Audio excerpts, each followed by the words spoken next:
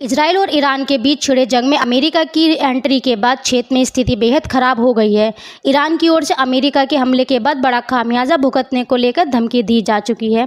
इस बीच ईरान ने धमकी दी है कि फारस की खाड़ी को अरब सागर से जोड़ने वाले संक्रेत जलमार्ग होर्मुज़ जलडमरू मध्य को बंद कर देगा, लेकिन इस धमकी से दुनिया के कई देश दबाव में आ गए हैं, जिसमें खुद अमेरिका भी शामिल है। अमेरिका ने इसके लिए चीन से गुहार लगाई है। अमेरिकी विदेश मंत्री मार्को रूबियो ने कल रविवार को चीन से आह्वान करते हुए कहा कि वह ईरान को होर्मुज़ जलडमरू मध्य को बंद करने के लिए प्रोत्साहित करे।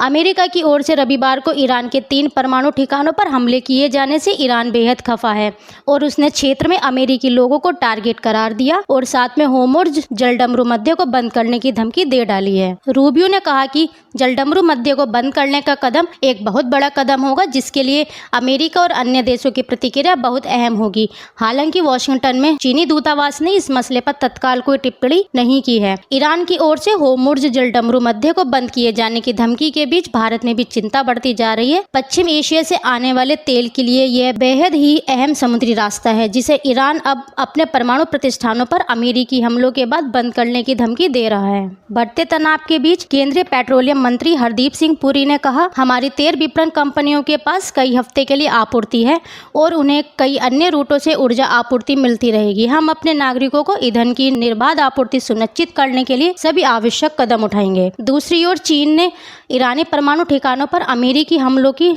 कड़ी निंदा की और कहा कि यह हमला संयुक्त राष्ट्रीय चार्टर का गंभीर उल्लंघन है और पश्चिम एशिया में तनाव को और बढ़ाता है। साथ ही बीजिंग ने संघर्ष में शामिल सभी पक्षों, खासतौर से इजराइल से जल्द सीज फायर पर पहुंचने, आम नागरिकों की सुरक्षा सुनिश्चित करने और संवाद शुरू करने की अपील की। चीनी विदेश मंत्रालय के प्रवक्ता ने अपने एक पोस्ट में कहा कि ईरान पर अमेरिका के हमलों और अंतर्राष्ट्रीय परमाणु ऊर्जा एजेंसी के सुरक्षा प्रावधानों के तहत आने वाले ईरानी परमाणु प्रतिष्ठानों पर बमबारी की चीन कड़ी निंदा करता है।